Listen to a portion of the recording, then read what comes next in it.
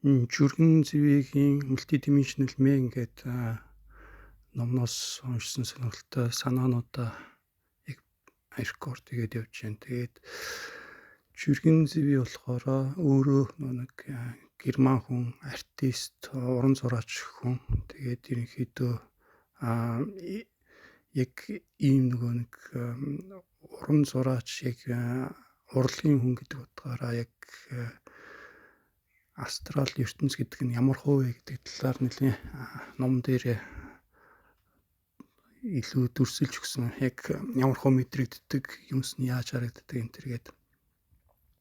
Тэгээд миний уншсан нэг ойлгосон гол санаа гэхээр ерөнхийдөө одоо нэг физик амьдрал бид нар чинь амьд байхын тулд мөнгөний төлөө ажиллах хэрэгтэй байгаад байдаг. Гэтэл яг тэр жүргэн зэвийг нэг очиж үзсэн нэг мега сити гэдэг том хотод болохоор хүмүүс нь одоо эдийн засгаа сайжруулах гэж амьдрах биш. Одоо жишээ нь мөнгөний төлөө амьдрах биш. Яг нэг өөрсдийнхөө тийм дотоод юник мөн чанараа нэг бүтээлч байдлаар илэрхийлэх байдлаар ерөнхийдөө цаг зав өнгөрөөдөг.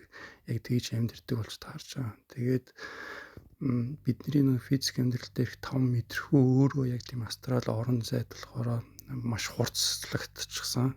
Өөрөөр хэлбэл эргэн тойрны материйн эссенстэй одоо нэг эссенсийг мэдрэх нь хурцлагдсан болохоор нэг эргэн тойрныгоо бодит байдлыг хүлээж авах нь болохоор илүү одоо физикл юм шиг мэдрэгддэг. Тэгээд заримдаа нэг жүргэн зэвээ нэг астрал орон зайд ингэж гарч ирэнгүүтээ үе нь би физик биеэрээ энэ астрал орон зайд гараад исэн юм шүү гэж бүр андуурхаараар тэгээд тэрийг шалахын тулд хүртэл ингээд нэг агаарт хөөрж үздэг. Тэгээд агаарт хөөрж болж ивэл би астрал орон зайд байгаа юм. Гэхдээ эргэн тойрных нь бүх юм нь одоо физикл төвшөнд яаж юмс хүртэгдэж хүлээн авагддаг гэдгээс илүү физикл байдлаар мэдрэгдэж байгаа болохоор бас андуурагдахаараа гээд тэгээд одоо тэр мега сити хотод явж байгаа уур амьсгал нь ерөнхийдөө яг тийм эдийн засгийн бус яг тийм өөрсдийнхөө дотоодыг илэрхийлэх байдлаар бүтээлч байдлаар гэдгээс болоод нэг culture гэдэг нь болохоор тухайн хотын хувьд нэлээд шал өөр болж хувирсаж байгаа. За тэгээд бас нэг сонирхолтой санаа гэхээр одоо хүмүүсийн майндсет яг физик төвшөнд амьдарч байхдаа ямар байсан тэр нь яг тэр чигээр астрал төвшөнд үргэлжлээд явд юм байна гэдэг. Тэгээд энийгээ бол ерөнхийдөө бид нэр физик төвшөндөө амьдарч байхдаа тордох хэрэгтэй байна гэсэн тийм нэг санаа авсан. Одоо жишээ нь нэг сэтгэл зүйн эмгэг депрешн энтерт орсон хүмүүс одоо тэрнээсээ салахын тулд нэг суицид тэгээд амиа хорлцож байгаа нь яг тэр бүхнийг нь зогсоочихгүй бараг тэр нэг депрешнтэй сэтгхүүн тэр чигээрээ яг нэг астрал орон зайд үргэлжлээд майндсеттэйгээ гараад ирж байгаа болохоор илүү нэг одоо нэг астрал орон зайн нэг хурц мэдрэгдэх зүйл нь улам тэрийг нь хүндрүүлдэг болж таарч байгаа.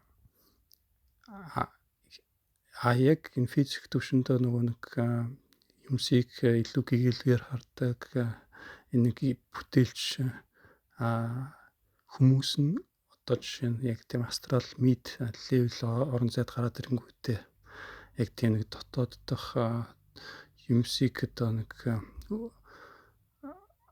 өөрийнхөө илэрхийлэх бүтээх гэсэн юу нь болохоор улам нэг хэрэгжих боломжтой болчихж байгаа юм байна лээ.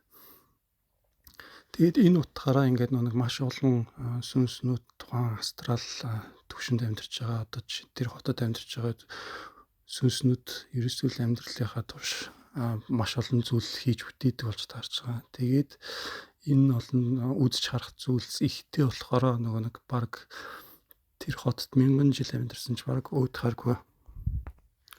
Тэгээд яг ийм мэдээлэл уншаад яг юу ойлгосон бэ гэхээр ерөнхийдөө энэ физик түвшинд амьдарч байхдаа бид нэр майндсетээ ер нь бол тордох хэрэгтэй юм байна.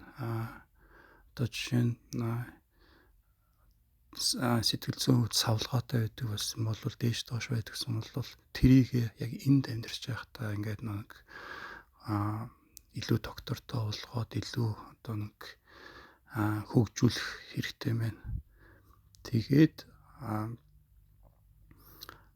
өөрийнхөө нэг дуртай зүйл хийдэг зүйл, сонирхдаг зүйл гэдэг зүйлээ хүртэл одоо эндээ байхдаа бас илрүүлээд тэрийгэ хөгжүүлэх тэр нь бас яг дараагийн амьдрал, дараагийн астрал mid level орон зайд гараад ирэнгүүтээ бас илүү хэд дахин хөгжих боломжтой тийм орон зайд гараад ирэнгүүт илүү болох юм байна гэдэг санаа